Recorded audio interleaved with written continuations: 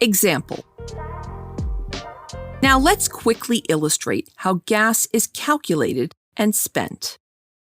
If you want to send 1 Ethereum to your friend, you would have to pay an additional 21,000, which is the gas limit for an ETH transaction, times 0.000000004 Ethereum, or 4 gwei, the standard gas price, which equals 0.000084 ETH for gas.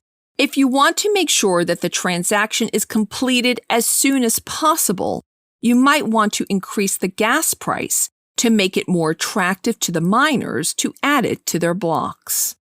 Setting your gas price at 25 gwei means that your transaction gets completed in less than 2 minutes, and you will have to pay 21,000 times 0.000000025 Ethereum, which equals 0.000525 Ethereum.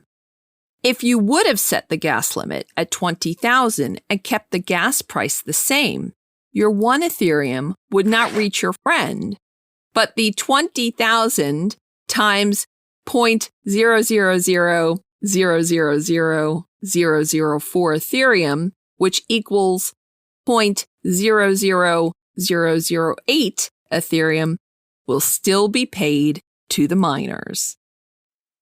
Lastly, if you would have set your gas limit at 30,000 instead and kept the gas price the same, your 1 Ether will reach your friend.